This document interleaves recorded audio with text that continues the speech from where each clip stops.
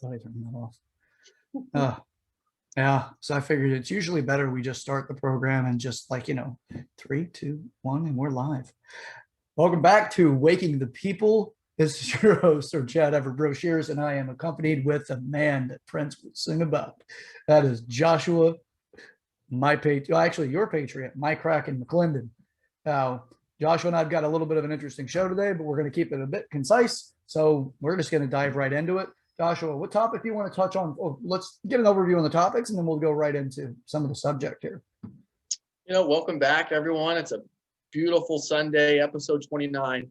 Chad and I are reminiscing about when we first decided to start this show, and it's been really amazing to watch how we've grown since episode 1 to obviously episode 29 with interactions I'm getting with my peers, maybe some people I normally wouldn't interact with that aren't necessarily associates with mine but have become because of the show, and just the feedback that you guys give us. So if you have not yet, please hit that subscribe button, pound that like, turn on that bell so you get all notifications. We really appreciate it, and I cannot wait to see what this thing is going to be 29 more episodes from now. So little bit of everything, Chad. We got some upcoming events. Tomorrow is Memorial Day, and so obviously we'll talk about some of our wonderful, eternally grateful men and women that served in the armed forces that maybe we know not just in our own life, but actually maybe in our family's life as well. I'm sure a lot of you can relate to that. We got Logan Paul versus Floyd Mayweather, which is 1 week from today.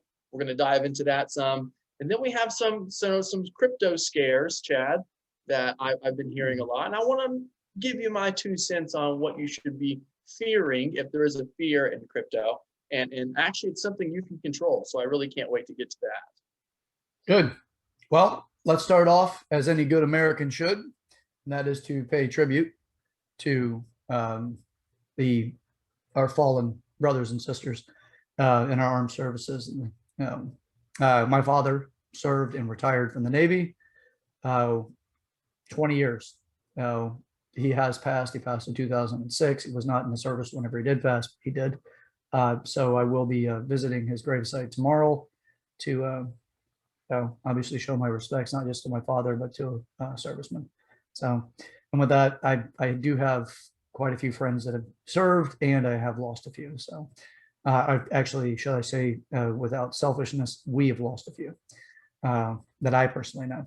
So with that, thank you for your service. Yep, absolutely. This flag behind me was my grandfather's, or one of his. He served in the Korean War. He was in the Marine Corps. I have his commemorative flag when he passed away at his funeral. I have it in my living room. I have uncles who served. Still some. I have cousins that are currently serving. So we really can't say thank you enough.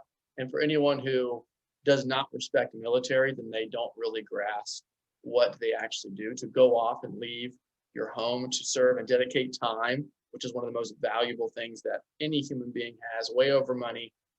Time is the only thing that we're running out of, and for them to take time out of their life and jeopardize their life to make sure that we can enjoy the time we have here in this country with all the beautiful things that the men and women who serve give us. We can't say thank you enough. So happy Memorial Day. Enjoy it. It's not just beers by the pool. It's not just suns out, buns out. Remember the true meaning behind it, and that we celebrate for those who are both currently serving and are currently no longer with us because of that ultimate sacrifice they made. Yeah. With that, it's not as our, in my opinion, illegitimate Vice President Kamala Harris had to say, which is enjoy your 3-day weekend, or no, enjoy your long weekend. And all I had to say to her is, fuck you. Horrible piece of shit. There's people that we've lost, and there's people that have served. Now, if you yourself find that you prefer or have found yourself disrespecting the United States military, consider that the military actually does what they're told to do. It is the individuals that are involved that actually tell them what to do. And so if you have a gripe with them, it's not with the servicemen and women. It's with the individuals that write the laws and that make the ideas or come up with the plans on what they're going to do in the world theater. So if you don't view it that way, I'm sorry that you're small-minded. Get beyond it. Grow up. Understand that there's a lot more to it. You do things at your job probably that don't exactly align with what you yourself would do if you owned your company, but you still do it because that's your dedication to your job. That is our servicemen and women. So if you have a problem with what the United States military has done historically at any point in time, doesn't matter which one you want to cherry pick, understand that that was not our servicemen and women that did it. They did what they were told to do. You weren't there, throwing stones in glass houses. So with that, a lot of it's, you know what I like in this too, and this the where I'm coming from with this is, and I'm going to jump subjects to bring it back in, is Freud, Sigmund Freud, the famous psychoanalyst. The majority of what people are currently educated about Freud is, so I'll just call him Freud for now, is the things that have not been accepted widely about his education. What we accept, or the majority of his body of work, has actually been assimilated into our daily lives.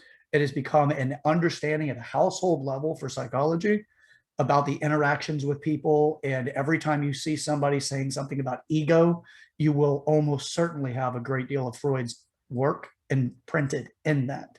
But he doesn't get credit for it. And the reason why he doesn't get credit for it is because we live inside of that fishbowl. We understand the world viewed through the Freud's views. Then we have his outlining things, like where he has a bit of a fascination and or a fixation on sexuality, parental values, and the development of your mind, and through these parental sexual conflicts at times and things of that nature. So we criticize him about that, and that's almost seems to be more of what people position his body of work to be.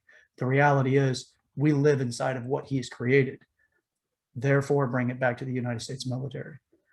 We live inside of what they actually helped us create and what we ourselves created, because our servicemen and women are made up of us.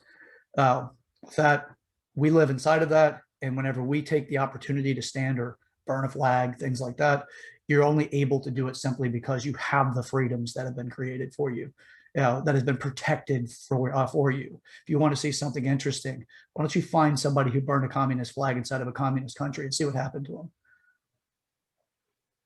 Just try it out. Look it up.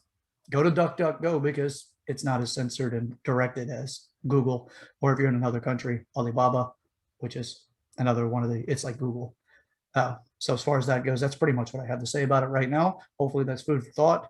And again, I honor our servicemen and women. So, Joshua, you got anything to say on that before we go to the next subject? No, it's you kind of segued me a little bit into what we've talked about and some of the benefits of cryptocurrencies such as Ethereum and Cardano that could really help with that decentralization of information that we receive when we go to online, right? The only way to go get online is through a search engine. So there are cryptos that could ultimately solve that problem for us. So, and with that being said, Chad, we always got to do our crypto segment. I've had a lot of people come up to me and maybe show some fear as to what they're buying into and the volatility that is crypto. So if you're, Chad and I have said before that we're not financial advisors. This is for entertainment purposes only. You are a free thinking adult. That's the only way you can get. I'm pretty sure you have to be at least 21 or 18, Chad? What's the age limit to be able to get one of the platforms? Or do you just need a bank account?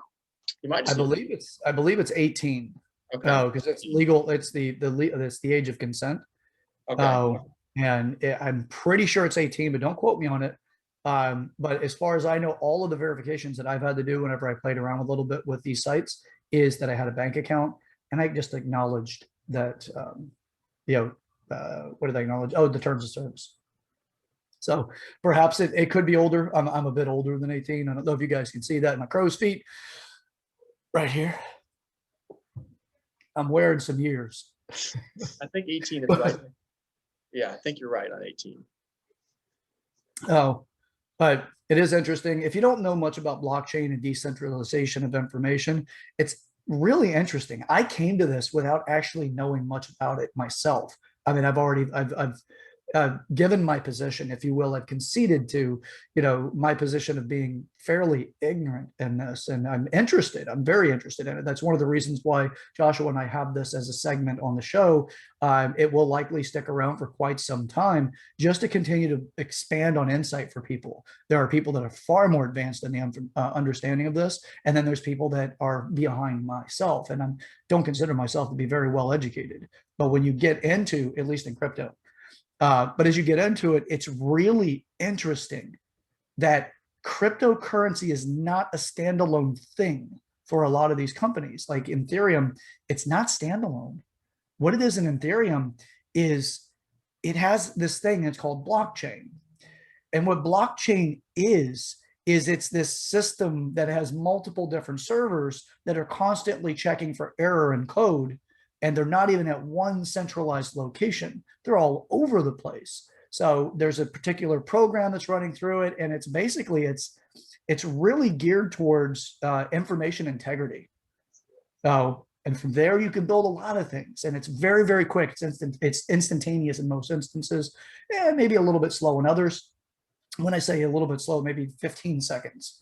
So as an example of a good friend of mine named Germ that gave me yesterday is, as I mentioned, it's like instantaneous transitions or transactions. So you'll have a bank that wants to make a transaction with another bank in another country.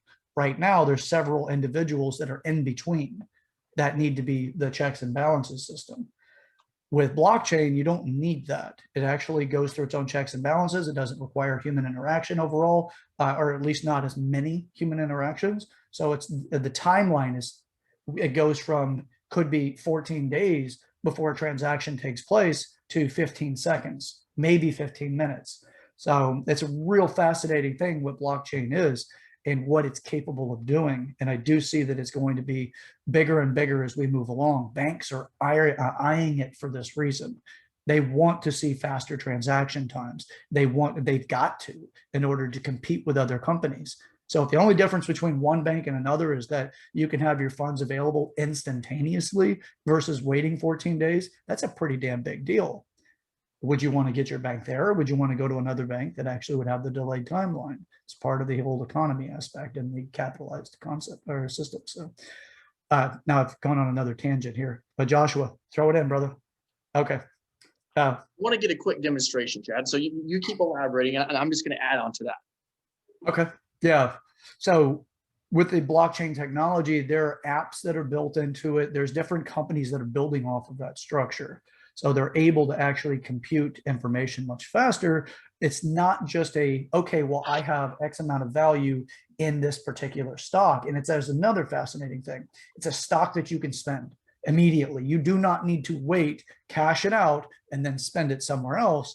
You can actually use it immediately. There are things like crypto.com has a card that you can use. You use transactions. You go wherever you want to go. And when you go to spend, you spend right off that card. Oh, it's very similar. It's almost identical to just a bank account. So now the only difference is that it fluctuates. Sometimes you'll gain value off of what you have in the account. Sometimes you'll lose it based off the volatility of the market, but it's far different than it is if you're the American dollar, if you will. As the American dollar, it shifts, but it takes a long time before you see inflation in it. It doesn't show up as fast as the almost instantaneous reaction that you see based off having money in the stock market. That is the representation of the crypto, right? That's where you get it. You get it and it's on the market.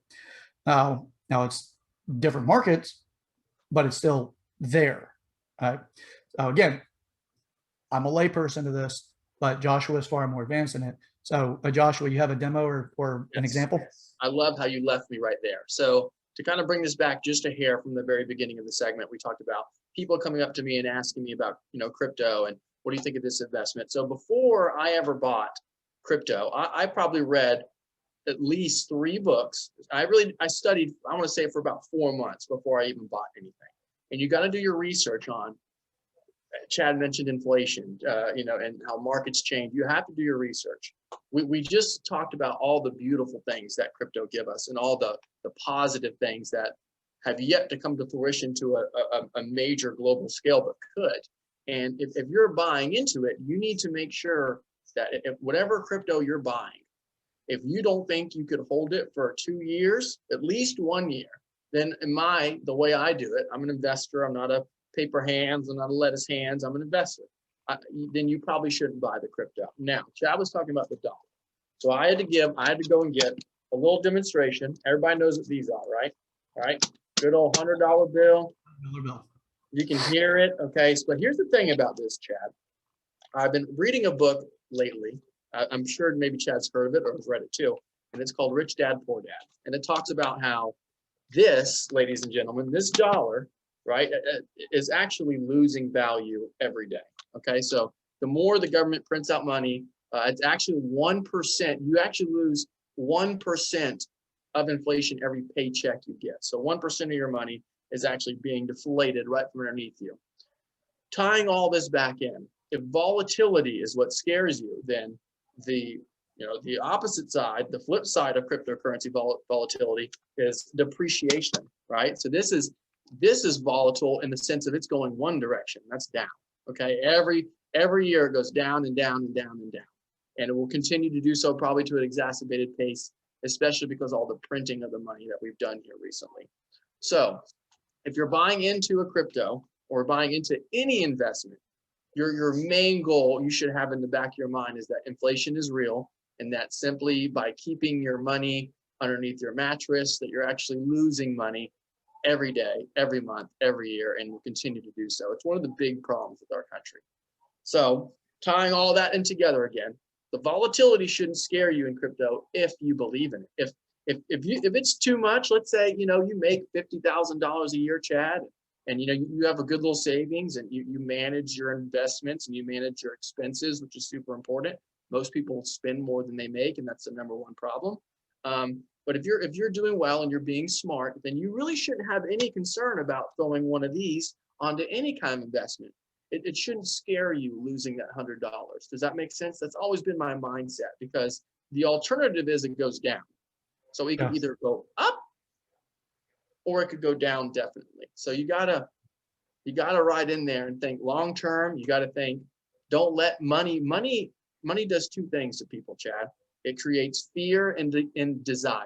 Fear of losing money, fear of not having enough money to make your bills, but it also gives you the desire to go out and buy things you don't necessarily need to buy, expenses you don't need in your life. So remember that. Don't let money control fear or desire in your life. And do your due diligence, do your research, that when it does drop, like yesterday, we were down 10+% on some cryptos, and this morning we're up 20%. So it's going to go up and down. But if you've done your due diligence and you believe in what you bought, the volatility won't scare you. I just continuously find myself interested in if you were a merchant and you were to accept this as a form of payment, a loaf of bread, let's say, it's going to run about $2. The person uses $2 worth of a cryptocurrency to purchase it. That cryptocurrency, however it performs in the market, that loaf of bread could stand to be, of a $2.40 worth of value to the merchant, or it could be $1.60. Right? It is just rough examples, but it doesnn't have this is it, and this is the solid dollar. And as Joshua said, the deflation, which is really, the deflation of your money, is that it just loses its buying power over time. You can buy less with the amount of money that you have. The equivalent of what you bought last week, it slowly loses over time. Unfortunately, that's just the nature of it at this time. So I have a feeling we're going to see a whole hell of a lot more of that soon. But to see countries actually trying to manipulate cryptocurrency is an interesting thing. Now, like China trying to manipulate cryptocurrency. Not the first time they've banned crypto in China, correct, Josh? Yep. Joshua. The other is, so the United States dollar is based with a lot of oil backing. So the dollar is the value that they use on oil. So that continues to give it this structure underneath it. Obviously, if things moving along and moving forward as progress into the future, we're looking to look at sustainable energy sources. We have found that wind is not exactly as glamorous and amazing as we thought it was initially, or as it was sold originally, especially what they did back in, I believe it was the 80s and 90s, where they really pushed wind. Solar, on the other hand, actually, it just depends. Like every market has the potential for corruption. If solar gets the same type of manufacturing as automobiles, then they will be made to break over time. Now, instead of long lasting continuous product, they're going to want to make sure that there is a repurchase value. Like it has a lifespan so that you have to buy again. Even if you keep the best maintenance, internal components have a wear value that is expected and intended. So vehicles are made that way as well. Old vehicles from back, like really, you go back to the 60s, they were made more to last. They were actually very rugged vehicles. Now they're made fairly light overall, getting the frame values, all that stuff, which does make them intended to one, if they don't get upgraded because of the next flashy bell and whistle, then it's just the deterioration of the vehicle over time. Some are made a little bit more sturdy, some not so much. It's just whichever make is your preference. But the point is that they're intended to break down. Solar, I mean, obviously we have this thing that is in our lifespan we'll see to be continuously renewable, which is the sun, but it's going to be who gets involved with it that gives it whether or not it's a desirable alternative or not. Obviously, the United States is pushing towards that with things like, and again, if you don't know about the Green New Deal, you need to look into it. They're using that as a convoy, if you will. It's the thing to get you to say, hey, that sounds awesome.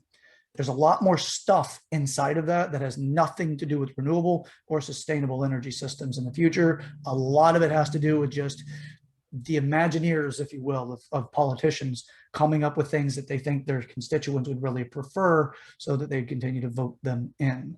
So just do your research is what I'm saying. But again, with this, crypto has a lot of volatility, but with great risk comes great reward. Otherwise, why would people take the risk? It's going to be interesting to see how other companies and or countries get involved with these cryptocurrencies, because it has a way of manipulating the system. If it's left to its own devices, the population as a whole would actually deem its validity.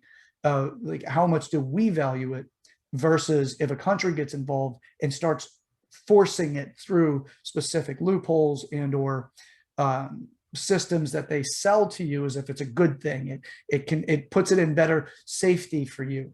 Like put these regulations on it and it's going to be better for you. That's usually how they get you to vote it in, or support the people you voted so they voted in. So it's just be aware that it does have that potential. Though, again, I'm not an expert at this. I'm actually, in my opinion, far behind where I probably should be, but it's to give you more insight to the value systems that are at play. I mentioned the oil because that's what the United States dollar has a lot of its value throughout the world, is that oil is measured by the United States dollar predominantly, and I think almost exclusively. Like on the ticker, it'll show it in dollars. It normally doesn't show it in the other currency. I guess in their country, they can do the math. If you're in, Italy or something like that, and you're looking at the price of oil, it's still through the dollar, so you have to exchange through it. Yeah, crypto doesn't actually have that, but crypto has blockchain, and blockchain is a technology that a lot of companies want. Now, a lot of them, because of its ability to compute so quickly with limited to no error. It's intended not to have any error, and that's why it's decentralized. That means multiple servers all over the place, and they're constantly checking each other, looking for errors, so that if somebody tries to manipulate it, put some sort of virus or something into it, it can isolate and then remove any contaminated data. It's a really interesting system because the only place that it is in blockchain. It's not anywhere else that I'm aware of. So, but companies want that. And that is, in my opinion, kind of like how oil is, the dollar and oil's relationship. I would say, if anything, crypto and blockchain have a more intimate relationship than oil and dollars, the United States dollar. Yeah, I agree. And it's countries like Bolivia, it's either Bolivia or Bulgaria, I have to check, but a lot of countries are buying like billions of dollars worth of Bitcoin. They're just buying it, holding it, buying it, holding it, because they see the value. Obviously, I'm sure the United States has some, China has some. Chad, did you send the video? I would love to post this video. Did you watch the video I sent you of Michael Sandler versus Frank Giostra. It was the Bitcoin versus gold argument. No, I haven't yet. You sent it. I saw you sent it, but I didn't get a chance to watch it. You just sent it yesterday, correct? Yep, that will open your eyes. If you're a fan of discussion, of debate, especially these two topics, which one's better, Bitcoin versus gold, it's like an hour long, but it'll, no matter what side of the coin you're on, if you're interested in gold, if you're interested in Bitcoin, if you're interested in both, they really, really go at it and lay out the positives of both, the negatives for both. It's great. It's highly, highly informational. I like that. Good stuff. Good. It's funny. It'll continue, and it's going to continue to grow. And I really can't wait to see where it goes. You know what's going to continue to grow, Chad, into our next subject. We got 7 days, Chad. 7 days before Floyd Mayweather knocks the shit out of Logan Paul. It's going to happen. I'm sorry, Logan. I've been watching your videos of you sparring, and now I'm not like, this big professional boxer. I do have some experience in it. But when you're throwing jabs, and this is your jab, you're going to sleep against freaking Floyd Mayweather. You can't be dropping your hands every time you throw a punch. So could you imagine could you imagine if Logan hits the unexpected punch? Yeah. Like if he throws the one that lays Mayweather out, could you imagine if that happened? I mean, it's a chance every fighter takes, no matter how good they are. There's always that chance, even if the person's form is absolute garbage. Like Logan's dropping his fist as he's throwing, he's dropping his guard as he's throwing his punch. There's always the possibility that he may get that 1 second to land the hit with the power that could actually knock Mayweather out cold. It's possible. The weight distribution is there, right? So then it would just be the ability to use the weight for power. It is feasible. Do I think it's going to happen? No. But imagine what would happen. I mean, people without television sets would know about it. It would be everywhere if that were to take place. The one hit.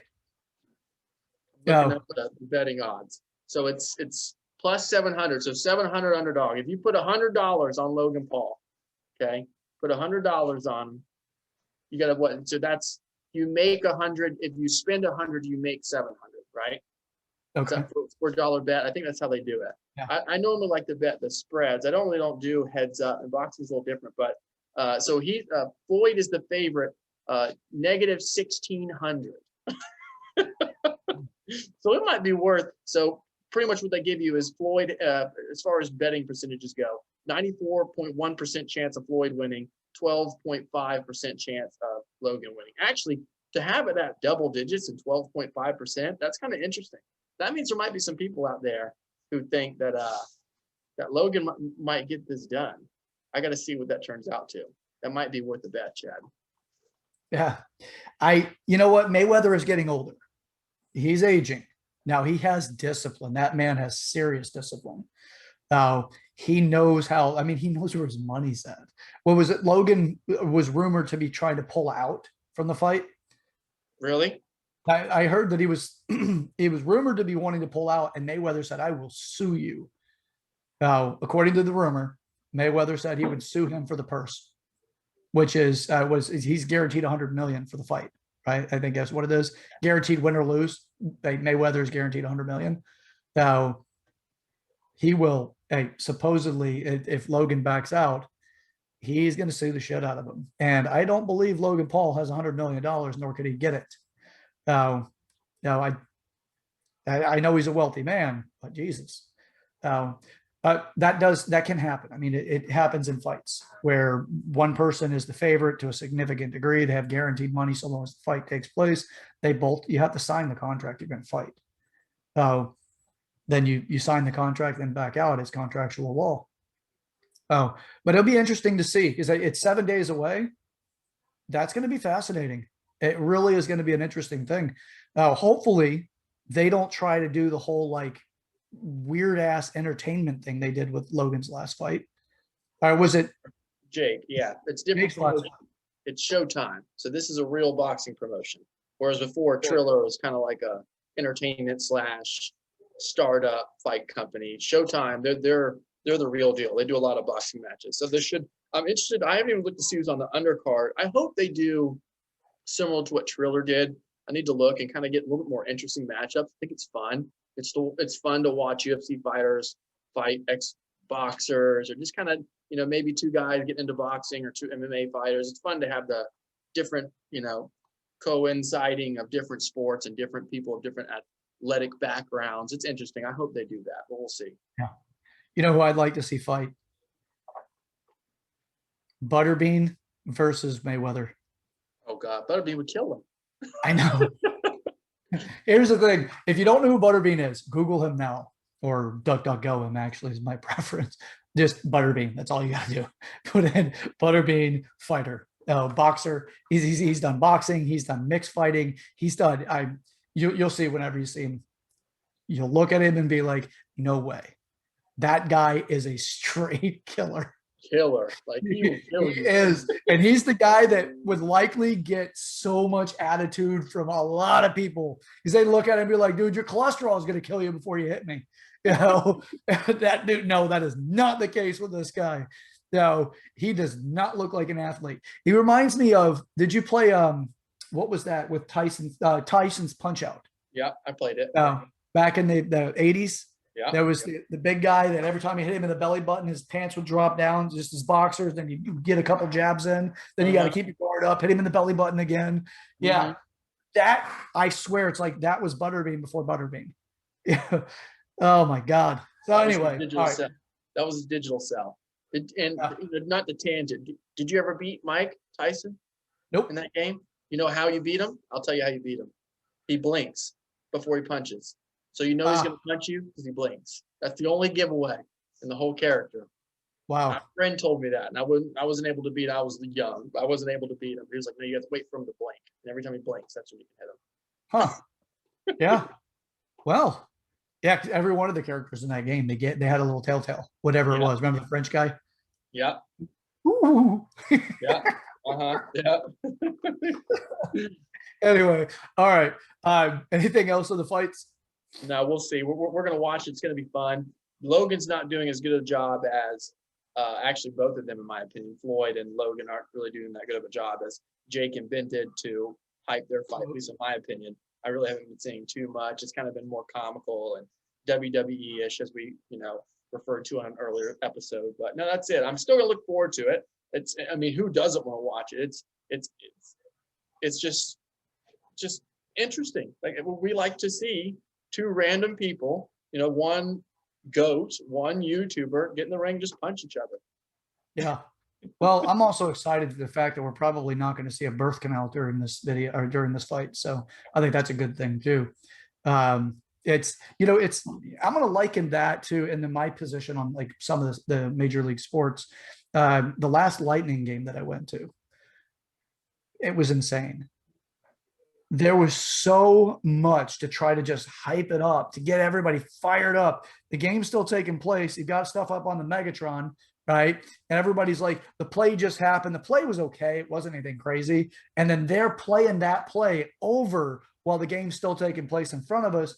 Then there's like music every time you turn around. Just like, it to me felt like significant overkill. I'm like, what happened to the day where you're like, can I get a dog? Get a mustard and ketchup? Yeah. And a bud. Let's do a bud.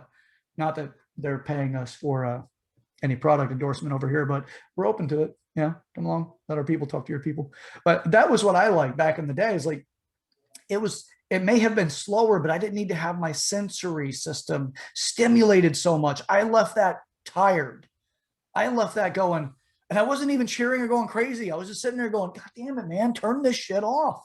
I want to watch the fucking game. Game's taking place right in front of me, and I'm like, the ears.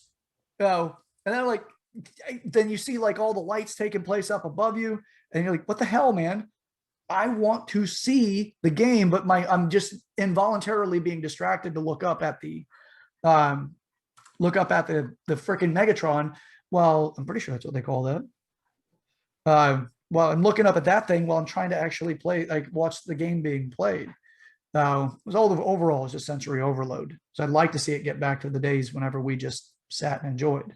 But I guess I'm not the person that's paying or bankrolling these events, and maybe I'm just complaining about this the same as people as they get older complain about music.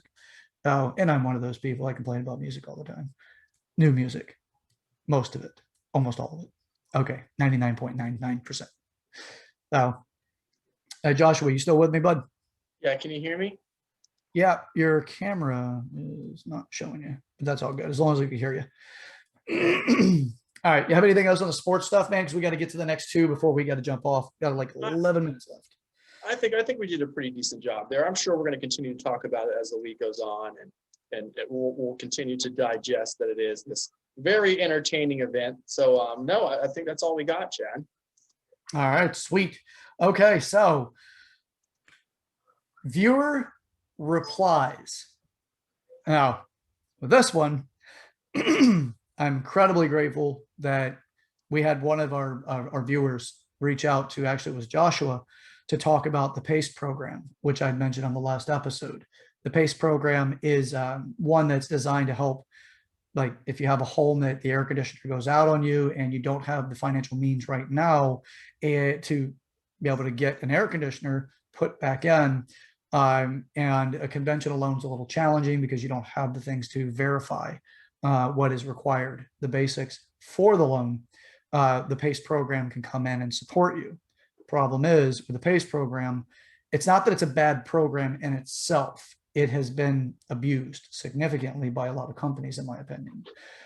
If an air conditioning unit's supposed to cost you about $8,500, and as an example, and they charge you $12,500 for the air conditioning unit, it is, to me, that is actually taking advantage of you in a time of urgency and need.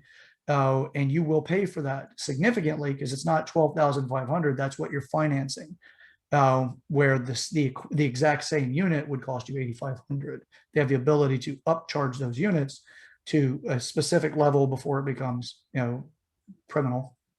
In my opinion, this is criminal. But with it, I apologize, I got a little distracted here. With this program, these people will get people to sign it or sign in, and they bring it up. They're like, look, $100 a month every month, or for the next year, and you'll have this thing paid off. Don't worry about it. I actually read about that in the last episode. What really gets me about that is these individuals, they don't fully inform the people that are getting these products into these programs really what they're getting into. A lot of it is just quick. You got the emotional need, the desperation. You see the possibility that somebody's going to like step in and help out, and then you've just signed away. You just signed for something that you're not even aware of what the hell it is. Now, with that thing that you just signed for, it could be a 30-year loan that becomes a lien against your property. So therefore, your property taxes will reflect that. Now, keep in mind, whenever these things do come up, there are companies that are servicing these programs. These programs, it's a program that's been dedicated by the government to be used so that you can, afford to get things if you are not of the financial ability to do it. And they just build it in so you don't even have to pay right away. It goes on to your property taxes. So once your property is reassessed on an annual basis, the change of your property costs, which will come back on your mortgage and or property tax, depending on if you have a mortgage or not, it'll come back around the next year. In some instances, it comes back around on a fixed budget that the person cannot even pay it now because they weren't informed on what it was. They also offer things like solar panels if you wanted to get into that and upgrade your home to something a little bit more modern or progressive for energy efficiency. And they also do windows and things like that, energy efficient windows, but they do these markups. But when you sign, you don't sign for any money down. The installer comes out, they take care of all of that. They do it, however, some companies do it very quickly and make it very convenient for you. Other companies may have delays or issues that could cause you to have an undesirable experience, but ultimately the work gets done. And then you may have a lien put on your home for 30 years. And if it increases let's say it increases your monthly cost for your mortgage and or taxes, your home taxes, then you could be stuck in a situation that you're going to be paying significantly more for the same product. Now, that to me is a big problem, because if you don't know what the hell you're paying for, what you're signing for, you could be condemning the property, or you may lose your property simply because you just don't understand it. And the person that's actually offering it will not tell you. In the instances in the article that I read last, and some of the research, or actually a good deal of the research that I've gone into so far, a lot of these people are reporting they don't understand what the hell they got into. So be careful what you're getting into. Do research into the business. The person that owns the company that did the most business in Florida in 2000, and I believe the article said 2019, that individual sold over $1 billion in PACE program loans. It's a lot of money. It's a hell of a lot of money. So obviously this man is making himself very wealthy. Now, I'm not faulting him for actually being effective with his job. I'm faulting him if he's taking advantage of people. Obviously, you know, in his reply to the newspaper article, he stated that he did not, he wasn't taking advantage of anybody. Everybody was very understanding of what they were doing, and then went to the fact that he's helping people. So be careful what you sign for. Now, one individual had mentioned to Joshua that he himself has actually got into a PACE program, lean. And this person said that he was, Joshua wasn't even aware that this person even got into it. And he brought it up to Joshua since the last episode. You know, so he brought it up. I'm not sure what day it was. We aired on Wednesday and premiered the episode on YouTube on Friday. So by the way, this one will be premiered today, later today. But with Joshua, I got to the person that was talking to you about the fact that they have a PACE program or had one, and giving this is testimony for people that there are people to get into these. What was the guy's experience that he was telling you about, Joshua? So me and him were playing golf yesterday, and I did not talk about this to him before. So it was kind of a random conversation. He mentioned watching the show. I guess he didn't get to the portion of the video where we actually discussed this, but I just brought up in conversation, hey, have you heard of these PACE programs with the solar scamming that's going on in our area? And he was like, yeah, it happened to me actually. And that, you know, they tell you it's not going to cost a lot of money up front. You can pay for it at the end of the year. And when it came time for him to re-up and to check his status, it was like $30,000 more. The lien was already put on his house. So he was able to get out of it, I guess, through lawyers. He said that he was able to resolve the problem. But he also told me that there's no such thing as a good solar deal, that most of the companies that are doing solar, especially with this new, you know, upbringing of industry where, you know, solar gives you all this great things that they're not telling you a lot of stuff on the back end. You know, I have friends that are roofers, and they tell me how actually the solar panels are not that great for your roof. And if you have to replace them, you can ultimately have to replace your roof as well, depending on the make and model of the solar panels. So yeah, it was amazing to actually have a friend go through that problem, and it's still really not known about. At least it wasn't known to my knowledge prior to that. All I see on, you know, my social medias is acquaintances or friends, so to speak, on there that are in the solar industry and talking about how great deals you can get and this and that. And now it's coming to fruition that they could be misconstruing what you're actually signing up for. That's just insane to think that this is something that a lot of people have had, but some of these people are suffering in silence, because like, who the hell knows about PACE? You know, again, PACE isn't that it's necessarily a bad program. It's just the people that are servicing it, because it's third parties that service the PACE program. It's not the government that services that. They're the ones that put the organization together, or the system to call it a program. They're the ones that put that together, but that's not that that they intended for it to be bad. They intended it for it to be a good thing. But when you get the lenders that get involved, because the government's not lending the money, but when you get the lender involved, that's the one that can say, hey, you know what? Here's the thing. If you were a lender, think about it this way. If you were a lender, if you were somebody wanting to get into lending, and or you're already an established lender, and you had somebody come up to you and say, I have a guarantee way you're going to get your money no matter what, even if the loan is defaulted on.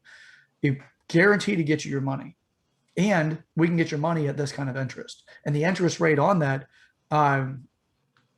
it's going to be one of the highest interest rates legally allowable for loans.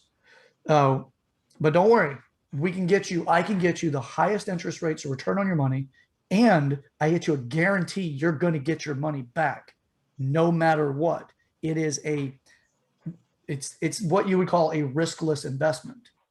Is how the hell are you going to have risk if no matter what you're going to get your money back? And how they do this is if a lien is put on your property, it's not put on you.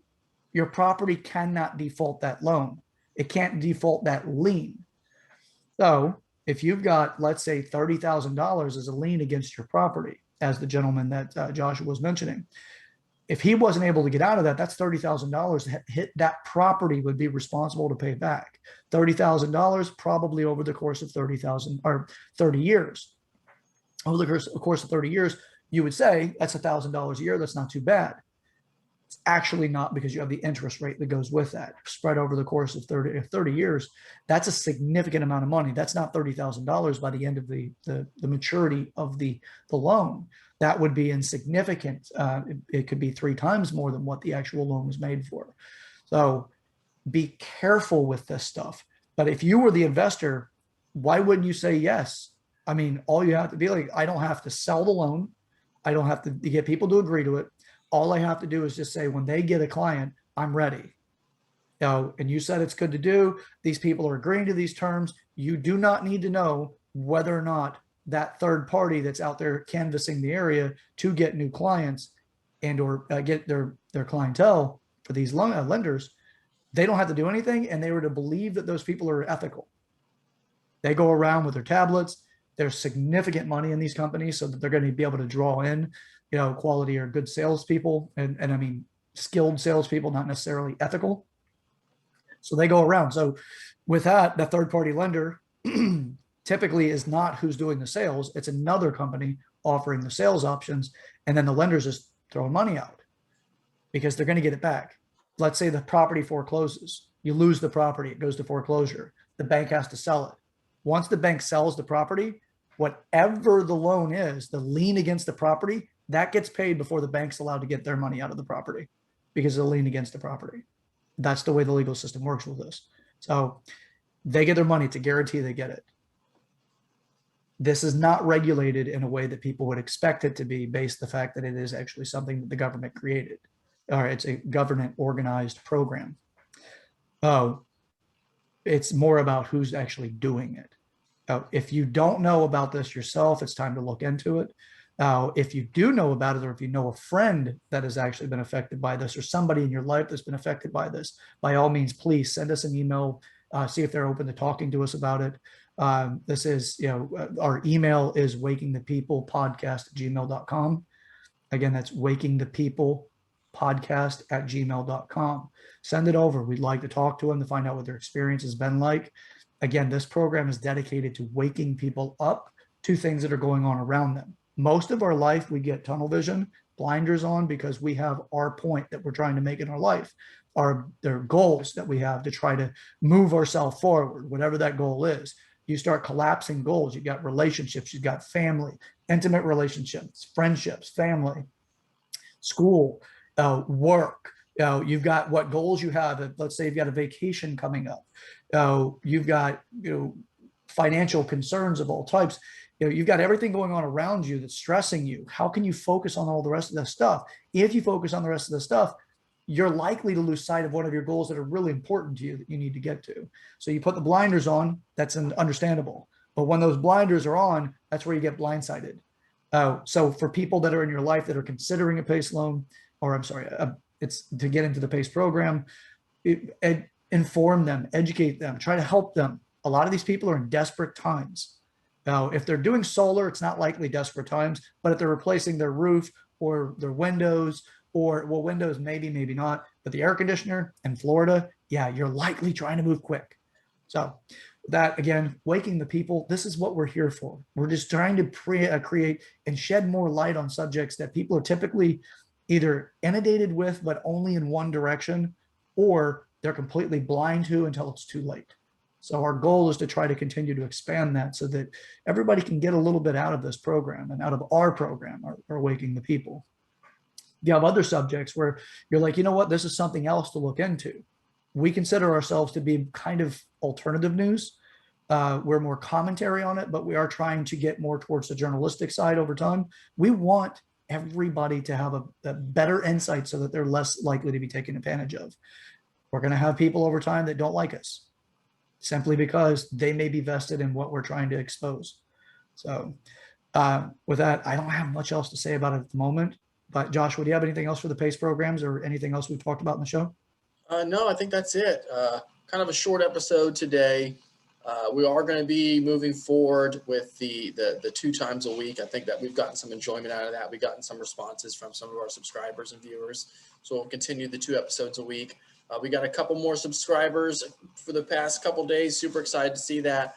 Maybe by mid-June, we could be at 70 subscribers. I really think we could do it. That's only 5. So if you have not yet, please hit the subscribe button. Please share our videos. Let people see what we talk about. If you enjoy it, I'm sure you know people around you in your life that would also enjoy our discussion. So share it, have those discussions, and let's just keep moving forward. Yeah, baby. All right. Well, that's it for today's episode.